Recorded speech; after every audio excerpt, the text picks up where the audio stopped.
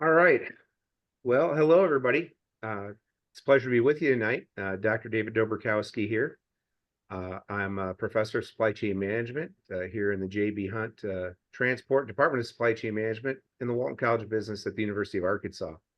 I'm really excited to be with you tonight. We've got a great team of my esteemed colleagues with us today to discuss our two versions of our Masters in Supply Chain Management program with you tonight. So, Kara, should I go ahead and just dive right in and get started? Okay. Yes, let's All right. dive right in. All right. Super. Thanks a bunch. So, like I said, we have an array of faculty with us today, and I think rather than introducing everyone right off the bat, I think maybe what we'll do is just transition from slide to slide, and maybe folks can kind of, introduce themselves as they jump in or as we do handoffs. But I have the pleasure and privilege of starting with the agenda and spending some time with you to kick things off tonight. So here's how we structured the program tonight. We start by talking a little bit about why you might want to pursue a Master's of Science in Supply Chain Management, period. What makes it attractive? And then, of course, once you get past that hurdle, a great question, a very reasonable question to ask is, well, why would I choose the Walton College program? What makes it unique? So then we'll move into that and talk a little bit about how our program is structured and the unique value propositions that it offers. We'll then walk you through a bit about what to expect, what type of classes to take, when you meet, how the program is administered, and so forth. So you have a good idea of how to hit the ground running and start effectively. And then, of course, near the end, we'll talk about next steps and some details around the application process. So if that sounds good, why don't we dive right in?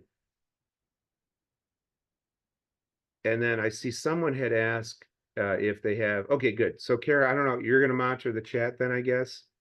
And I will monitor the chat, yes. And so okay, if we have a question that I need to ask a faculty about, I'll just interrupt you at the end of your slide.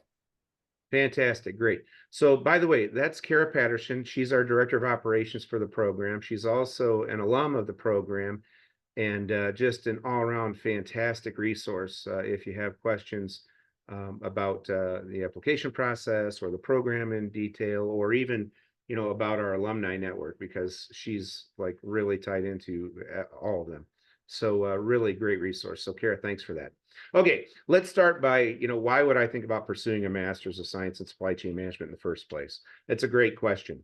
So, if you think back about graduate education in business schools over the last, say, 10 or so years, there's been quite an evolution that's taken place. Back in the day in like 19, I was in industry and I did a master's of business administration, an MBA, about 20 years ago. I did that because the thinking at that time when I was in industry and I was a middle level manager growing into director and senior, levels in the organization, back at that point in time, the thinking was what we really need are business generalists. We need folks that understand strategic frameworks, how to approach problem solving, how to develop relevant solutions and implement those solutions effectively in leading our organizations. But if you kind of fast forward into, say, the 2000s, 2015, 2020, of course, with the pandemic timeline, our world's changed a lot. And what organizations and frankly, learners who come to us have shared over the last 5 to 8 years is that what we really need is deeper expertise. The world's more complicated now. Supply chain, in our case, supply chain disruptions, have become a thing that we just kind of thought about from a research perspective 10 years ago. Well, as we all know, living through the pandemic, as well as natural disasters, Houthi attacks lately now, disruptions are a key part of how we go about kind of managing our supply chains today, and it's a much more complex world than it was before. So because of that, employers want individuals who can lead within functional areas and do so from an area of deep expertise. In other words, generalist degrees that might offer, say, 3 or 4 courses in supply chain, along with courses in finance and marketing and information systems and so forth, are great and valuable, but especially masters that does a deep 10 course dive, 30 credit hours into supply chain, frankly prepares supply chain leaders in a way that's unparalleled to folks with more generalized backgrounds, and enables those individuals to be much more effective, much more quickly in leading their supply chain organizations.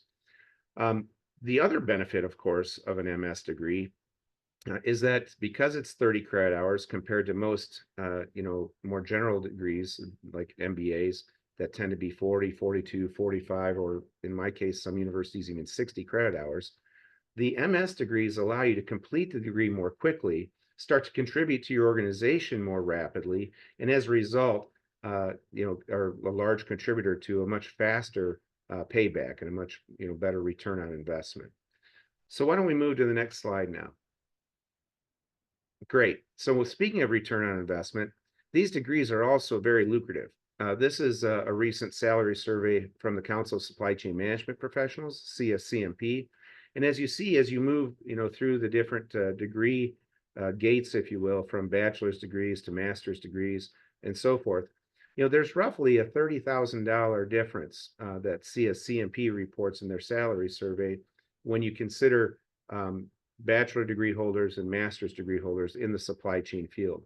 This is really critical as we start to think about the cost of your degree, because what this means is that your payback period, and I'm not representing that you're going to get a $30,000 raise the day that you complete the program, but through the increased and improved contributions you're able to make to your organization as a result of the development of your skills through the program, the kind of projects that you work on while you're in the program, those increased contributions, will most likely lead to, salary increases that happen rapidly and ultimately that, lead to that short payback period for you as well.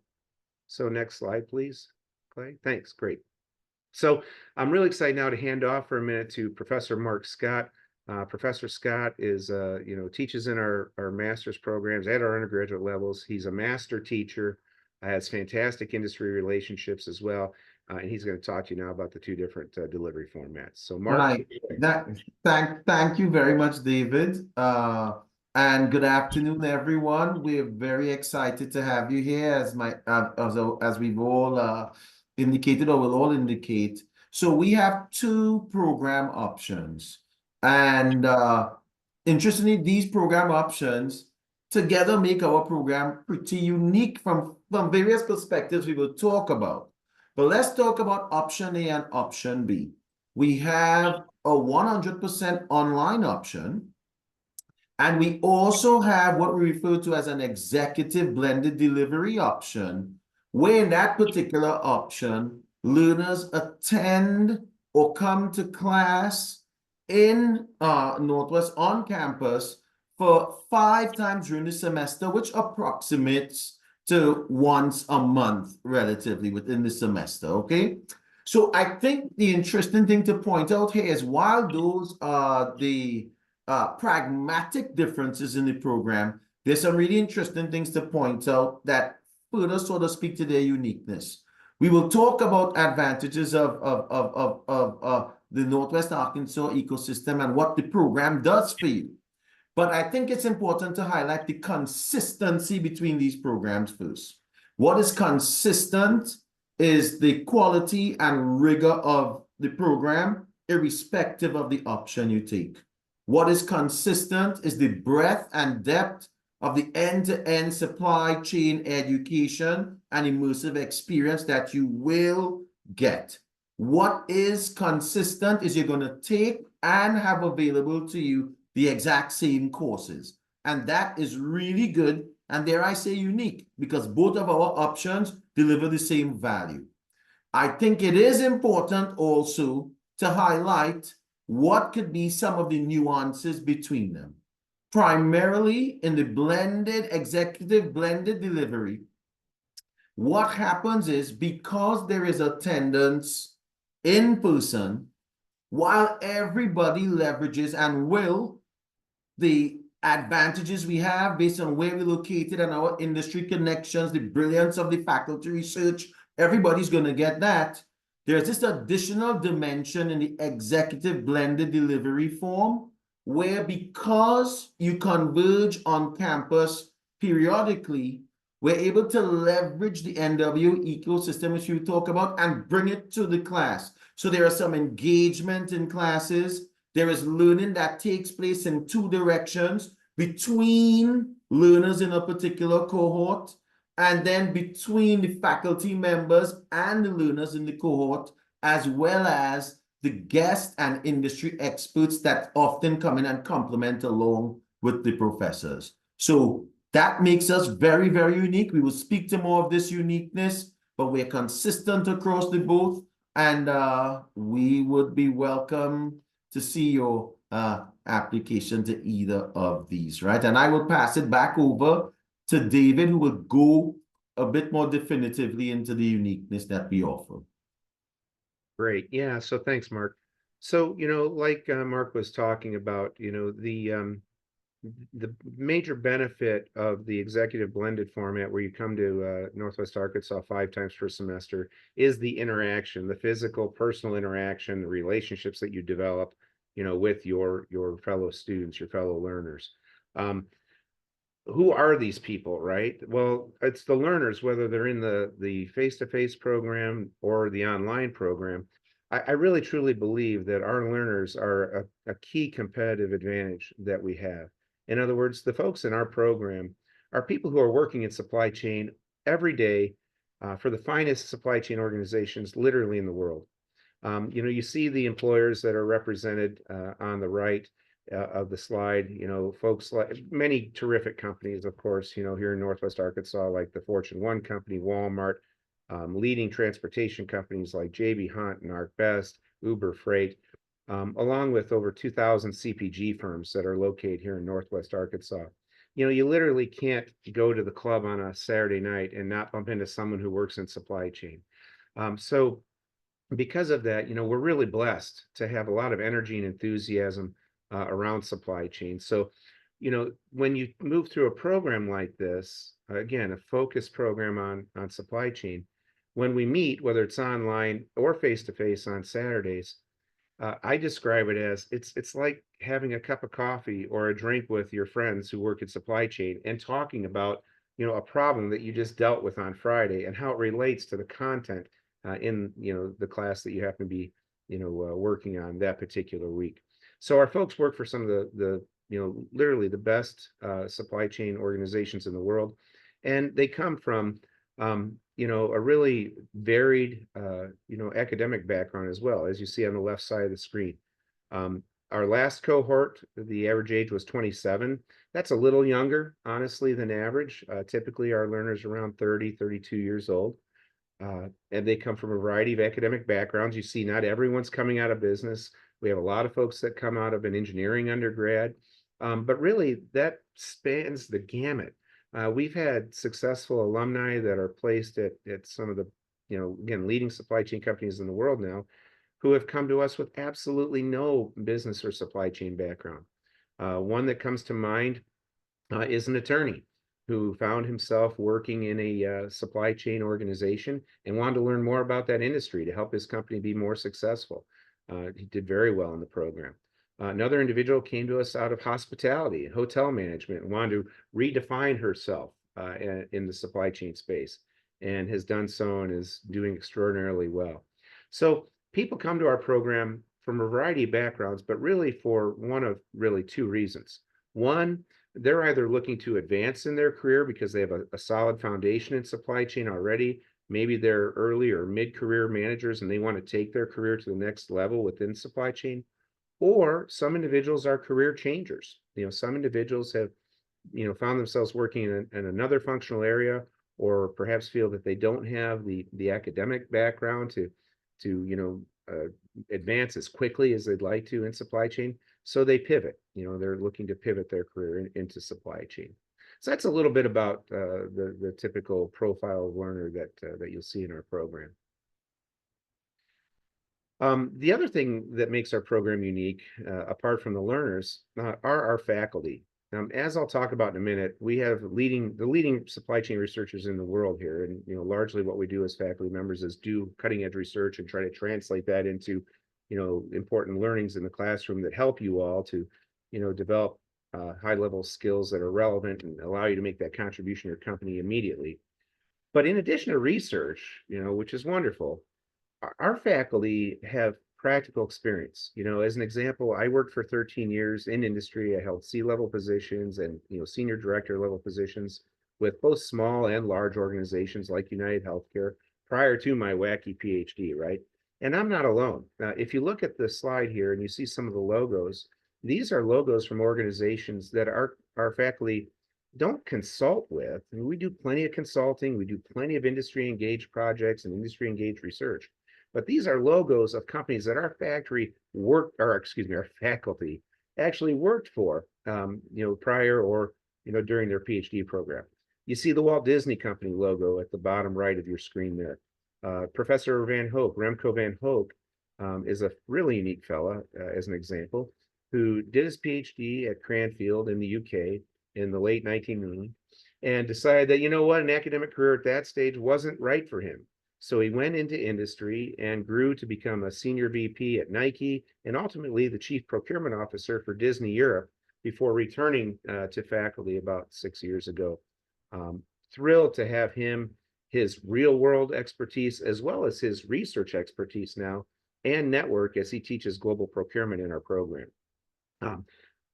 His network is such a unique, advantage for us too, because, living overseas for, many, many years, probably 20 years, he brings not just a great industry network, but a global network to the classroom. You might ask yourself, well, why is this important? Well, this is important because oftentimes the learners in his class are working on projects that are literally executed for international organizations. The last couple of semesters, Remco has used Monet Hennessy, I know, which is a European spirits company, where the students have done different procurement related projects for Monet Hennessy. One, for example, was an ESG feasibility type of project where as the student groups work through their project, the chief procurement officer of Monet Hennessy actually flew into Northwest Arkansas so the students could present their projects to him. So just really incredible, unique opportunities to not just do applied work. Sure, that's great. It's important that you are able to take the concepts that we're, talking about and the research that we're discussing in our classes. It's important that you can take that and apply it to a project either in your workplace or in another workplace. But imagine the value of being able to say, I worked on an international project for an international organization where the CPO came in and I had a chance to present to him or her. Really exceptional opportunities. And Remco's just one example. I could talk about Rod Thomas, who had senior level positions in distribution at Lowe's, or many, many other folks like Kara on the call, worked at Uber Freight and management level positions. Joel Tyler, who teaches in our program, of course, held high level positions at Tyson in supply chain. You could go on and on, with the experiences that our faculty have, but I just think it's important to mention, how practical our faculty are in terms of approaching problems and what they teach in the classroom. Which leads to the next slide, which talks about our rankings. Now, rankings are great. I'm the first one to admit rankings are frugal and fragile. Right? You go, if you remember the Jack Welch interview from years ago on 60 Minutes, Jack Welch said when he was leading GE that he went from prince to pig, prince to pig, prince to pig, and he was hoping to leave as prince. You can argue if he did that or not. That can be a little bit about how rankings are as well. However, they are a really nice external validation of what we do. And let me tell you why I say that our collection of rankings, I think, is really relevant to us. If you look at the left side of the screen, you'll see that we are the #1 ranked Gartner program for the last 4 years at the undergraduate level, but we're also the #2 ranked program at the grad level. And that's really important because the Gartner, Gartner is a supply chain and IT consultancy, has thousands of supply chain clients, and they're constantly trying to understand, the competencies that their clients need to excel in supply chain. So for them, to bring this industry viewpoint and provide an academic ranking of your program tells us that what we're doing is really practically relevant and that Gartner and thousands of employers find what we're doing to be really relevant. So that's really useful.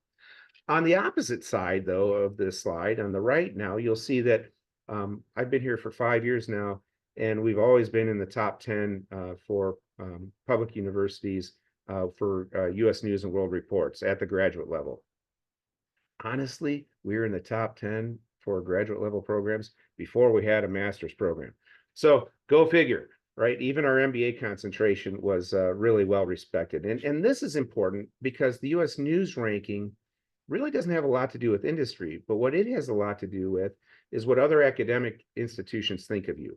The US News report and World Report's rankings are driven largely by a survey that's distributed to other business school deans. So it's business school deans ranking their peers essentially. So this tells us, hey, other academic institutions think we're doing a good job. Industry thinks we're doing a good job. And then if you focus on the center, I'm very excited about our supply chain management journalist ranking, because what this tells you, and again, similarly, that since 2015, I don't think we've ever dropped below number 5 in this ranking. This is a list of the top 4 empirical supply chain management journals that we all try to publish in as scholars and as researchers. I like this ranking because it's very objective. It's just a quantitative count of how many publications did your faculty, publish in these top 4 journals over the last, I think the look back period's 3 years. I'm really excited because this tells the world that we're doing cutting edge research that's published in top journals. So it's also very rigorously done. I'm particularly proud of this though too, because if you look at the schools ahead of us and probably quite a few behind us, we're the smallest faculty in, on close proximity on this list, which tells us that our faculty are not only producing high quality research, but they're also pretty darn productive in terms of like per faculty member productivity. So I think when you look at our rankings collectively, we're doing cutting edge research. That's what the center ranking tells you.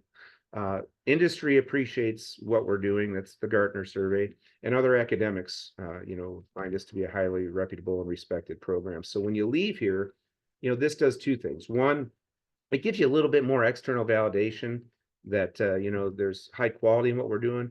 But secondly, when you leave here, you leave with a lot of stuff, right? You leave with better academic tools. You leave with a much improved professional network, but you also leave with, a bit of a stamp of approval, right? That you're leaving from a good program that's reputable and highly ranked.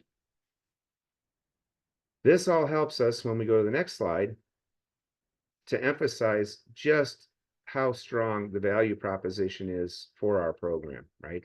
So these are the US News and World Report rankings from 2021, flipped on their head, right? So I mentioned we're a top 10 program. This is a listing of the top 20 programs listed not by their ranking. Now, if you look at, kind of the sequence of them, but listed by the program cost.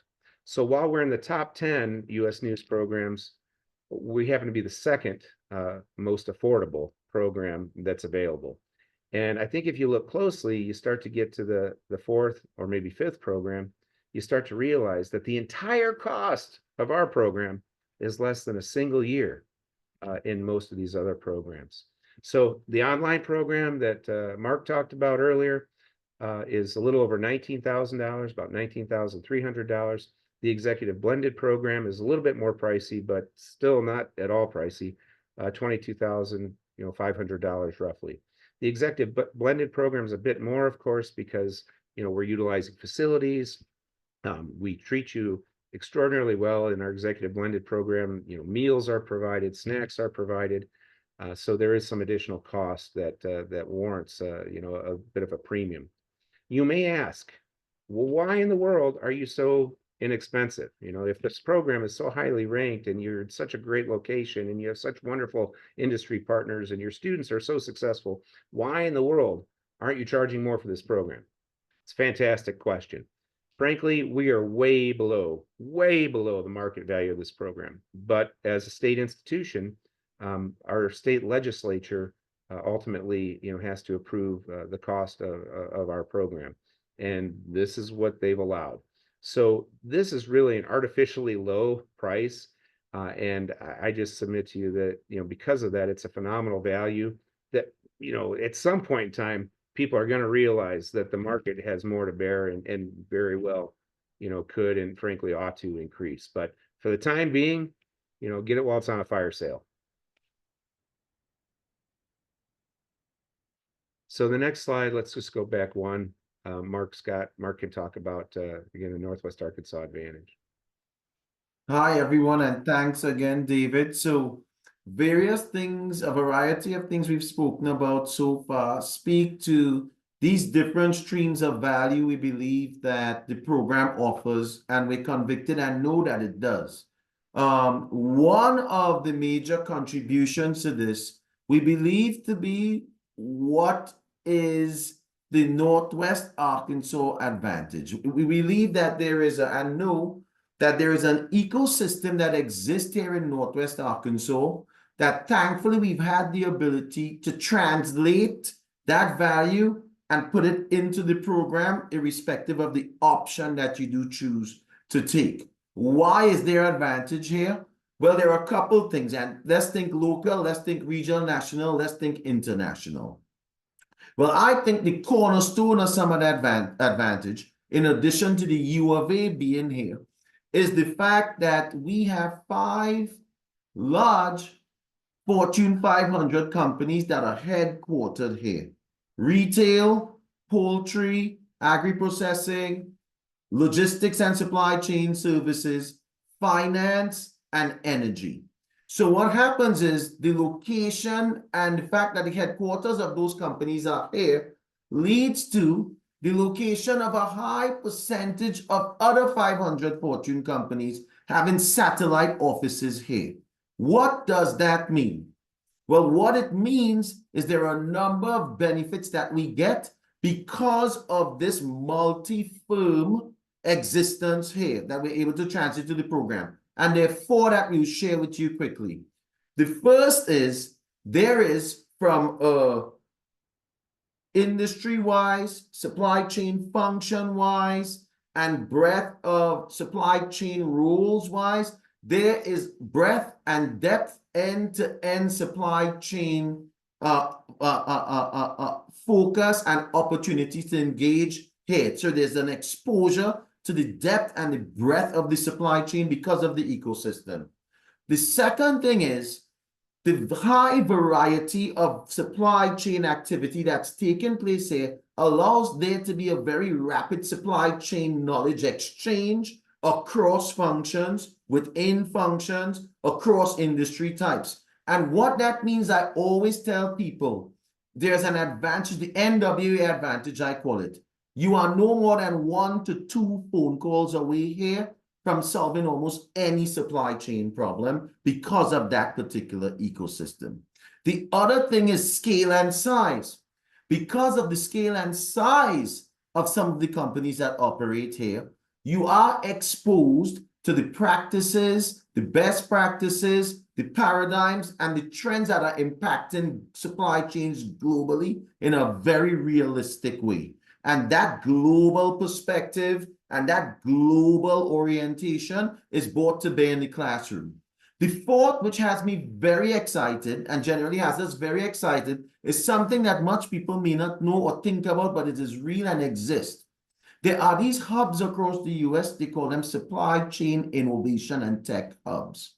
Well, Northwest Arkansas happens to be one of the very few of them where a lot of, whether it be private equity, venture capital, or investment dollars are being poured in to fund and invest in the next frontier of supply chain technology and innovation. What that means is the Northwest Arkansas advantage also confers on you exposure to what's coming next in supply chain. And very few places confer that type of advantage. Why? Because of the investment activity here, because we have exposure to what's coming next. The companies that are doing it, the types of technologies they're investing in, what they are doing, the processes and management practices it impacts. Those are the 4 things that we believe confers the Northwest Arkansas advantage on any and every learner in the program, irrespective of the option. And we would love you to experience it yourself. I'll transition it back to the next slide. So Professor Claudia Rosales is going to talk about our curriculum a bit. And I just want to mention a little bit about Claudia. So Claudia and I have known each other for many, many years. We were actually finished our PhDs around the same time together. And it's just been a real pleasure and privilege to know Claudia. So Claudia was at Michigan State University for a number of years, and about 2 or 3 years ago now, time flies, we were able to convince her that it was just too darn cold up there and that she should come down here and enjoy the beautiful Northwest Arkansas weather and work in the supply chain innovation and tech hub that Marc talked about. So Claudia is an exceptional individual in that she specializes in analytics and in analytical approaches to solving supply chain problems, which can be a really scary thing for a lot of people. And one thing I've always really admired and respected about Claudia is how she's able to simplify these complex concepts and ideas and make them very understandable and applicable for our students. So just wanted to mention that, give you a quick shout out, Claudia. I'm thrilled to have you with us today and just thrilled to have you on the team. So take it away. Thank you so much, David. And I honestly think that everyone that teaches in this program really has a unique strength, a unique background that they really bring to the table. But thank you for your kind words. When we look at the curriculum, the courses that have been put together for this program, to me, it's really such a comprehensive set of courses, because it really, not only does it provide 30 credit hours of full supply chain knowledge for our learners, but in addition to that, it's very, very well planned. So at the core of our courses, we have the SCORE model, the source, plan, make, and deliver. And we make sure that all of those basic concepts are shared with our learners. And in addition to focusing on the SCORE model, we also add, like David was saying, a set of technical abilities. And we do that through, for example, teaching our students how to optimize distribution networks. And we do this very practically. The instructor that teaches that course does it by teaching our learners how to optimize distribution networks using a software that is typically used in practice. Another way in which we do that is through my class, Supply Chain Performance Management and Analytics. And something that I do in this class is that I teach a variety of data analytic tools that span from, descriptive, predictive, and prescriptive data analytics. And what is really fun to me about this class is that, we don't just teach the concepts, but we actually apply them to solve supply chain problems. And I really try to make sure that whatever technique our learners are getting, that they are able to apply in practice. And, I think different people that teach in this program really strive to look for the best way to transfer knowledge, and that will vary depending on the topic that's being covered. So some instructors will, use a lot of case studies. Others will, for example, develop projects with learners. In my case, we do a lot of hands-on application type of problems. And because usually the type of topics that I cover, kind of need that a little bit back and forth with the instructor, even in the fully online format, I offer live office hours via Zoom. So usually every week we meet together. I am here available to meet with my class, and I usually always get to chat with some people, get to know my especially the online students a little bit more through live Zoom sessions. And even when, for example, some of my learners may not be available to meet when I offer live office hours, I am always available to meet outside of office hours if anybody needs to, discuss the material, understand it better, or even many times, it's really happened to me that after covering a certain topic, I would get, someone coming up and saying, I have this problem that I'm facing at work. Can this tool be applied here? And say, absolutely. And then hopefully provide some ideas as to how these different tools can be applied. So, I really have truly enjoyed my time here at Arkansas, and absolutely love being far away from the snow. and enjoy the sunny skies. But in addition to that, I can tell you, because I've seen other programs, that this is a very well thought out curriculum. And I think it really offers great value for all of our learners. No, and Claudia, I really appreciate you bringing up the level of engagement that you have with the learners, even in the online program. Online does not mean no touch. It's the opposite of that. And as you know, you were talking about that, it reminded me. So you know, prior to Arkansas, I was a tenured associate professor at Rutgers University, and it wasn't this program, obviously, but I was teaching in an online graduate type program. And you know that to this day, it's been 10 years. To this day, I still have students from that program who I never met face to face, that I'm engaged with on LinkedIn. I receive messages from on LinkedIn. I converse with. One of them, as a matter of fact, it made me think, Claudia, one of my students there was Sherry Heinisch, who is the supply chain queen. If you're tracking the supply chain you know, experts online, she's got a huge LinkedIn presence, works for IBM. And Sherry is a perfect example of someone who we've stayed in touch. Like I said, she has a great deal of expertise in sustainability in her work as a leader at IBM in supply chain. And now she actually teaches for us here. So another key advantage of the online program, the online delivery approach, is that we're able to source talent to teach in our program, you know, from around the world, literally. Sherry Heinisch teaches in our supply chain sustainable logistics and supply chain management course that you see listed near the bottom there. Daniel Stanton, who's Mr. Supply Chain on LinkedIn, had a wonderful career with John Deere, and prior to that in the Navy in naval logistics. He and I team teach our Foundations of Supply Chain course. So, you know, I want to bring that up for a couple of reasons. One, because, you know, when you're online, you're still able to create a wonderful network. And two, it enables us to tap into talent that's not geographically constrained to Northwest Arkansas. Finally, just to piggyback on what Claudia was saying about the curriculum and the course structure, I'll just point out that, you know, if you look at those courses on the bottom there, we're constantly innovating and developing new curriculum. So, you know, courses like sustainable supply chains and supply chain finance or risk and resilience in supply chain, these are courses that, you know, no one was talking about 4 years ago, quite frankly. But, you know, because of changes in the world and because we're, you know, working with supply chain professionals every day and working with some of the leading supply chain companies every day, you know, we're able to take that feedback and innovate our curriculum very rapidly. Speaking of risk and resilience, it's probably time to talk to one of our newer faculty members. Actually, she's not all that new anymore. I think she's in her 3rd or 4th year with us. You know, Dr. Iana Shaheen is going to tell you a little bit about her course.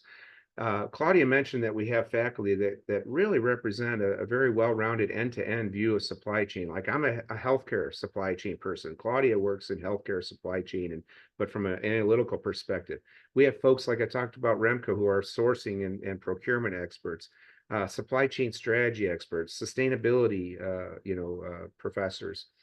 Claudia, or excuse me, Iana came to us with a really unique research expertise in supply chain risk, resilience, and disruption, specifically with even narrower expertise in humanitarian supply chains. Iana, as an assistant professor, is one of the most and best published, assistant professors at her stage in her career, being, I think, 4 years out now, and has developed a fantastic reputation in this area of risk resilience, specifically in humanitarian. And as such, we're able to tap into the expertise and bring it to all of you through a really unique course. So why don't you tell us about it, Iana? Well, David, thank you so much for such a warm introduction and esteemed introduction. I'm very honored to be here, and I'm super excited that you are all here with us. And I love teaching in our master's program. I think we have a great program, and what Claudia was just describing, how we try to have each class where you can actually apply concept to practice. And this class on risk and resilience is not an exception.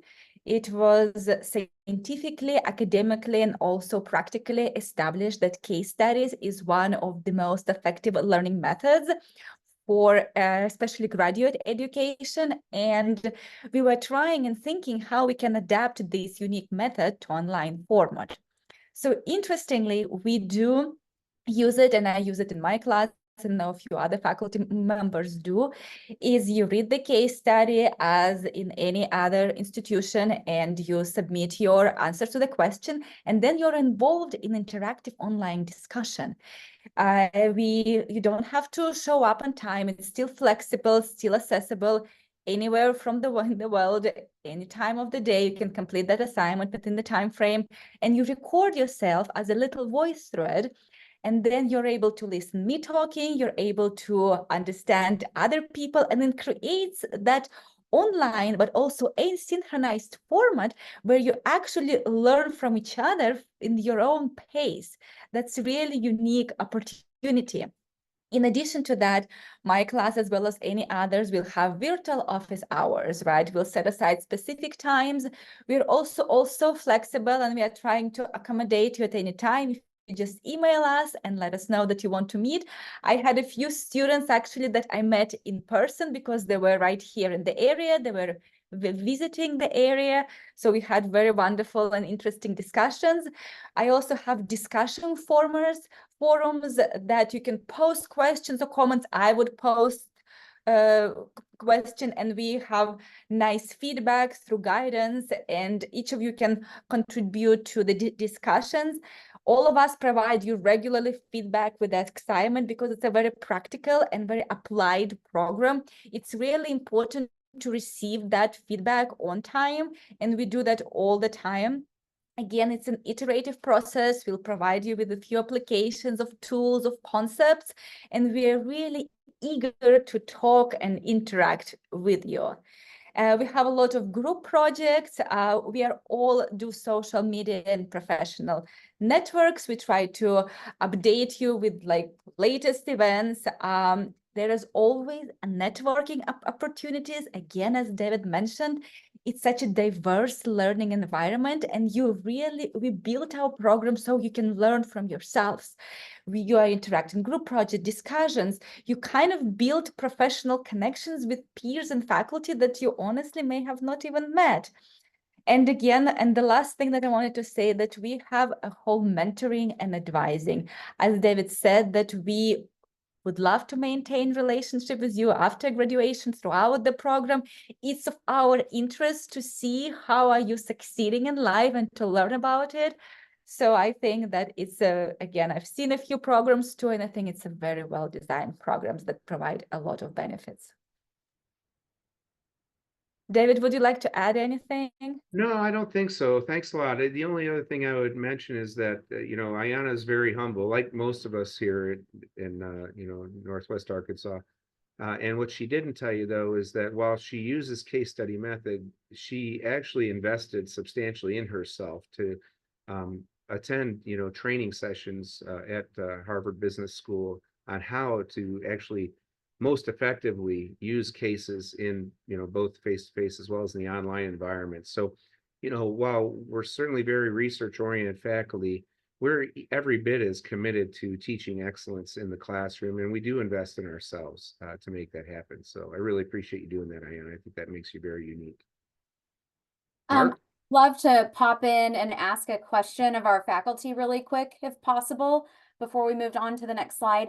I've had a couple of kind of same theme questions come up in the chat, kind of asking about, which Dr. Shaheen just touched on this about how her class does have a group project, but we've had some people ask about like what level of group project work is there versus like what other types of grading is there? Is it assessment, like exams versus projects? What does that look like? And I know it varies by class, which is why I was hoping maybe each person could talk just briefly giving an example from your class. Yeah, I'll just jump in and go first. And it does vary by class. Thanks, Kara, for the question. And those are really relevant questions. So, it varies also not just by professor, but it does vary a little bit by the delivery format. remember, the online program is designed to, maximize flexibility. So because of that, there is less group work in the class that I teach, the fundamentals, as well as the operational excellence class when I teach it. There's less group work in the online program for my class. But in the executive blended format, for me, it's about 50-50 in terms of how the points are distributed, about 50% group work and 50% individual work. So, in addition to case study projects and real applied projects, you do exams in my class, but they're always very practically oriented. In other words, I'm never going to ask you to calculate the 15th period forecast using a regression model, with that being the extent of the question, right? It'll be, please analyze your answer, explain the managerial relevance of it. What kind of supply chain strategy would you be implementing because of what you've just calculated? So it's all very, very practically oriented. Maybe someone else can go.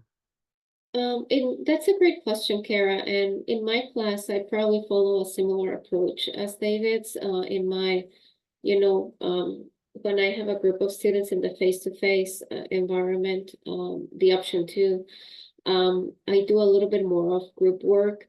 Group work is quite limited in the online format, but I usually give my group at least 1 or 2 group assignments.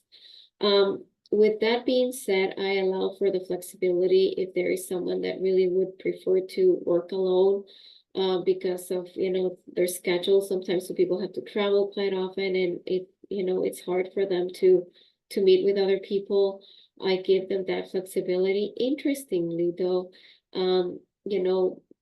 even when I offer that option, usually, they always find a way to work with other people. And the reason it's because they learn so much more and they can help each other. And that's really also why, particularly for the class that I teach that is so technically oriented, it's very common to see, some people find one topic really easy, others may struggle a little bit with another, and they can help each other out. So there is benefit to having a little bit of that, but we are flexible and completely understand that, particularly in the fully online program, there is a reason typically why people want to, do the online, because they may not have the flexibility. I just don't have a lot to add. My format is very similar to Claudia's and David's. Again, I have a few group assignments, but I always give an option to work by yourself if that's what you desire or your schedule permits. Most of the case studies are individual just because it takes time to analyze and it takes individual thinking. But then you have those group forums and group discussions where you share with each other. And for example, for my discussion board, I would ask you to reply to 2 or 3 comments of other students, and that creates the overall discussion within the cohort that you are having. Yeah, and I would say there's a high proportion of similarity in what I do as well in the face-to-face format. Group work is represented a lot on those times that we come together on a Saturday, where we take a problem or project or case that is driven by injury. So in the class that I teach, there's exams, like David said, and then there are 4 to 5 projects or cases. All of those 4 to 5 projects or cases are co-created with an industry partner. So we solve those problems, we look at those problems, and then on Saturday when we come together, cohort forms in groups, looks at everybody, comes up with a solution, and actually present. So half of the classes we present and critique and discuss, and there's a lot of learning that happens that way. In the online format, understanding, of course, that is not as feasible as it seems. A lot of the interaction, like Iana highlighted, is what I call managerial communications that groups look at, and then we each provide feedback or commentary or perspective to that particular classmate's response. So the group work differs by delivery format for me as well. Awesome. Thank you all for answering that question. I think if we want to move on to the next slide, we can. Oh, I'm up again. I shouldn't have stopped talking. All right, okay. All right, so what we want to talk about is supply chain career. So what has happened here, and at this point, really and truly in particular, any one of my colleagues could jump in here because I think we all could have some sort of perspective on this if we would like to. One of the reasons we talk about this is, as David highlighted, and as each of us has spoken to, cohorts of learners comprise people from a variety of backgrounds, a variety of levels of experience, a variety of positions. And because of that, we have gotten the question at times, in participating in the program, what are some of the supply chain career related information or implications or things that we should understand? So we thought it wise to just share briefly that from a supply chain careers perspective, learners generally focus or go on to do work that could be either functionally specific, so planning, demand planning, forecasting, sourcing and procurement related specific, manufacturing and production, delivery and distribution, enabling, which we will collectively refer to that as analytics and technology. So people sometimes focus from a functional perspective and differentiate themselves career-wise that way and proceed that way. Another way to look at what one can do in supply chain eventually depends on how you are oriented from a skill set perspective. Some people are very comfortable with working and leading and influencing teams. Other people have an orientation towards the profit and loss statement, cost analysis, those particular types of. Some people like process. They like to improve a process, critique a process, design a process. And then some people are actually oriented towards managing a project and initiatives. Give me a budget, give me a timeline, give me people, give me tasks, and I complete it. All of these types of orientation always also find a very unique place within supply chain. And then, of course, the wide plethora and variety comes from you can also exercise or focus in or find opportunities across different industries. For instance, today I was having a conversation with someone in the master's program talking about differences in distribution in lumber and natural resources versus biopharma, for instance. And the skill set, the application of what you're doing changes by industry as well. So what you want to do in supply chain or what you can do with this degree is literally up to you. The options are open, it's widespread.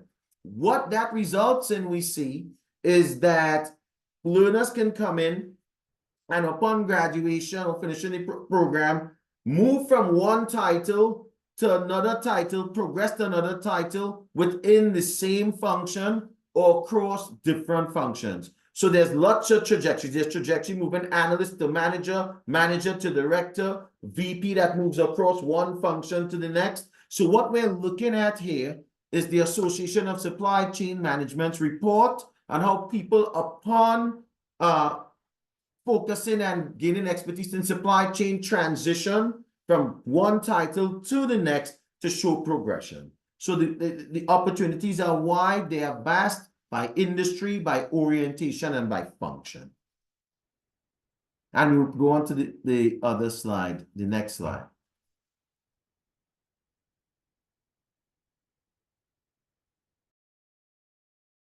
Get myself unmuted there. Hello, everyone. My name is Clay Wyllia. I'm the Associate Director of Graduate Recruitment. Some of you possibly maybe had a meeting with me or have emailed me. I work in the Graduate School of Business, and I assist with the full application process, the admissions process that you go through. I'm going to go through this, and then there's some questions that I can respond to that popped up about when to apply and how that kind of works out with timing from when you graduate and everything.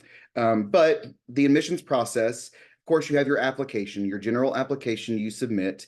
If you go to our website, you can find the grad school application if you just Google University of Arkansas grad programs. But a piece of advice, make sure you select the Walton graduate application and choose the year you're applying for. I highly recommend you go to gsb.uark.edu. That's the Grad School of Businesses page that will have all of the program information. A lot of the information that we've already gone through, like the curriculum, will be on the website on the supply chain management page. You will also find tuition information on the website. We've had some great questions about accreditation. That is all listed there as well. But the steps I go through here will also be listed on the website.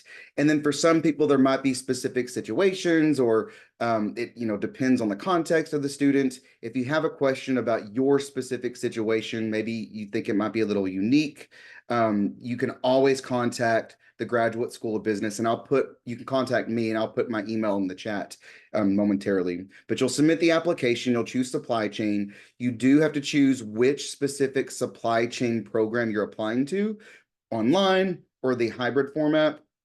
They are the same degree, the same courses, sometimes the same instructors.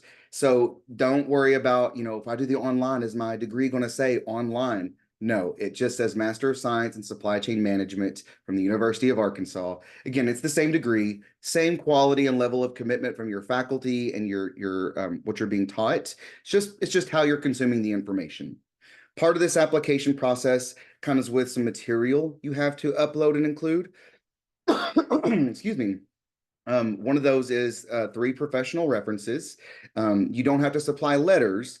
As you complete the application, you'll submit the application first, and then you will add the names and contact info for 3 professional references, kind of like you would if you were applying to a job. You would need a statement of purpose, and this is essentially you telling the program why you want to be a part of the program.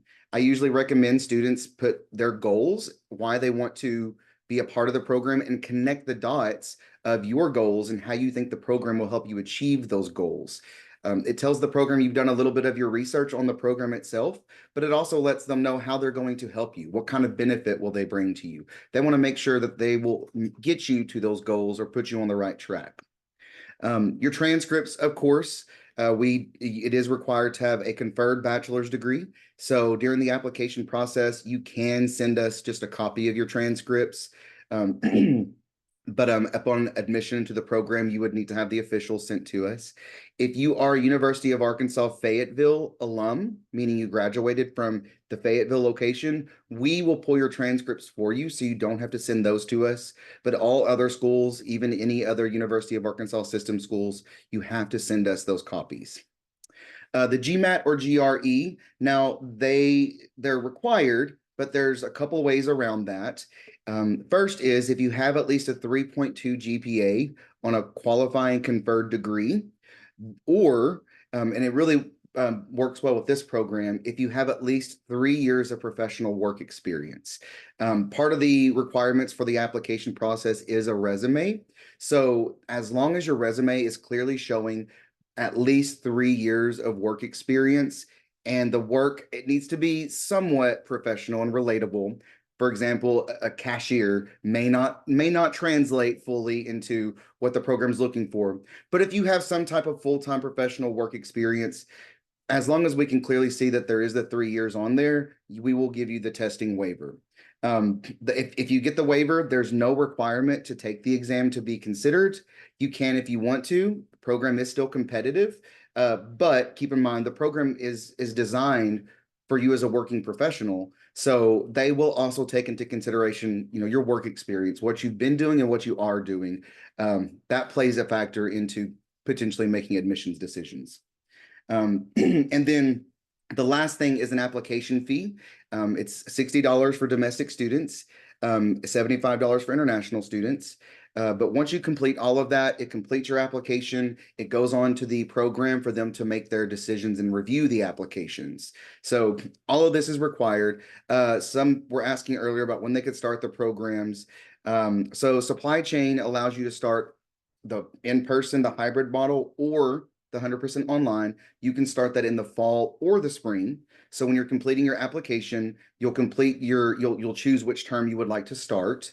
And then I believe there was a question earlier potentially about if someone, and correct me if I'm wrong, Andrew, I think you were the one that asked, if they graduate in spring, let's say spring of 24, and maybe they could start a program in, I'm not really sure what the second semester senior part coming into play. Really, the senior is just a title, a label. It's really the years, but a student has to have a conferred completed bachelor's degree to be eligible to begin the supply chain program. So if they're graduating this semester, spring of 24, they can start the program. They can apply now and start the program in fall.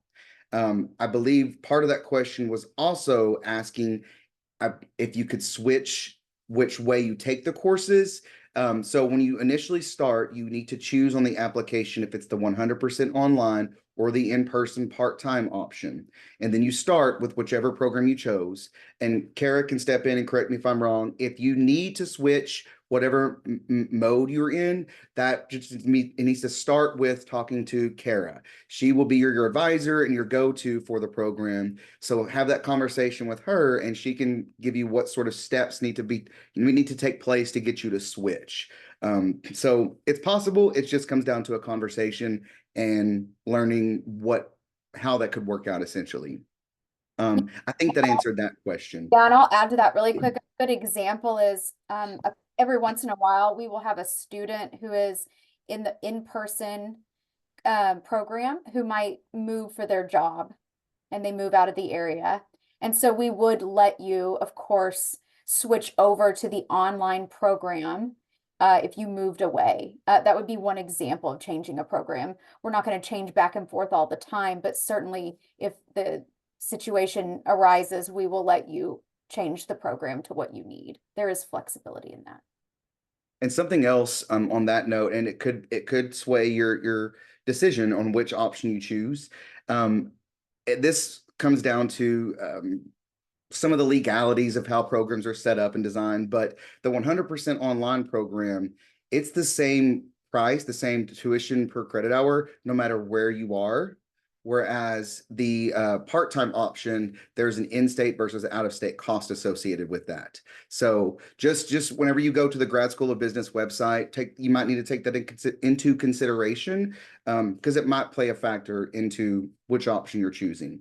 So the application process, I'm going to go ahead and put my email in the chat. So if anyone has admissions related questions or you are stuck on the application process for whatever reason, you are more than welcome to reach out to myself.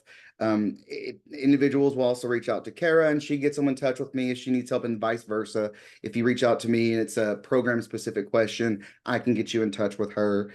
So please don't hesitate to reach out. I hope I answered the questions that some of you had asked. One more question, Clay. I think I know the answer, but I wanted to make sure with you. Once someone begins the program, what is the time limit that they have to complete it in? Is that 5? Yeah, so typically it's 6 years. But that's a conversation. There's ways that you can, there's like a petition process where you can stop the clock essentially. So if you have to stop for work stuff or whatever, you might be able to take a small break in the program. But it's not common for that to happen because the program itself, even if you go part-time, for those that are wondering about that, you can still finish it within a couple of years. So I would say that most of the people that would exceed that time would be completely out of their circumstances. But yeah, you have a max of 6 years to complete everything. And this is stuff someone else had mentioned, I think earlier in the question about orientation stuff. You get a lot of this during orientation. You'll meet more of the faculty and everything, and Kara will go through what the requirements are to stay in the program, how you register for classes, what your GPA requirements are supposed to be. But if you want to explore yourself, I always tell students to visit our catalog. Just Google University of Arkansas graduate catalog. But yeah, and if I'm going to be here until the end of this, so if you have more questions related to the admissions process, put them in chat or the Q&A box. But I'll be here to answer those if they come up. I'm going to send it on to here. One thing I think you'll find, everyone, is that our faculty are very, and staff and academic leaders are very accessible. We love talking with, learners and prospective learners. And also, as a professor, you can never hide, right? Because you're just one online web search away from someone finding your email address. So feel free, I'll speak for my colleagues too, feel free to reach out to any of us. If you have specific questions you'd like to hear about our class, I'm happy to share with you. I'll also share a couple of quick links really quick to a couple of videos that we've created about some of the courses that we teach. There's also a robust Q&A section I know that Kara had put together along with Nathan on our website. Yeah, I can put that link in the chat if you want. Is that? Sure.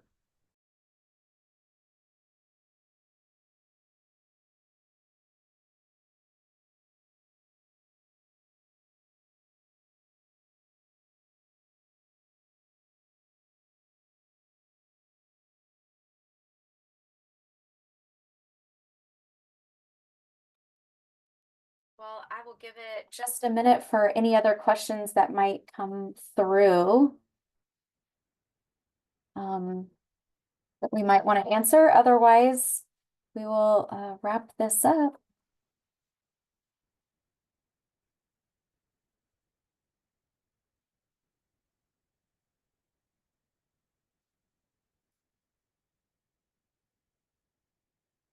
All right, well, I don't see any other questions coming through other than Clay. It looks like you are answering a few in the chat, but it looks like you've gotten everything. Is that correct? Okay. All right, Yeah. well, I think we'll wrap that up. And of course, we'll just remind everyone that if you want to reach out to Clay, he's put his email in the chat. And then I'll put my email in the chat as well. And let me just add briefly, Sai, I think that's how you say your name. I'm going to put my email one more time. You might have a specific situation that is unique. So I recommend you send me an email because it relates to, since you're a non-US citizen, there's still an opportunity. It just depends on, what immigration classifies you as for being in the country, if that makes sense. There are just some limitations to who can or cannot take. If you're a non, I understand you say you're a Canadian, but there's still some limitations based on who can or cannot participate in certain programs in the country. So we have to know specifically if you're here on a certain immigration, process, what you're in the country for. There's a lot of specifics that get into that. So I highly recommend you to send me an email and we can probably schedule a meeting or a chat to have that conversation.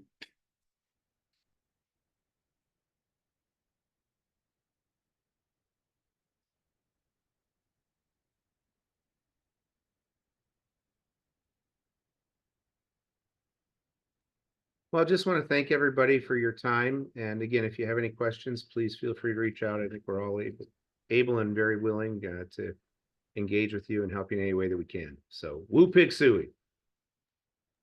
Thank you. Bye. thank you all.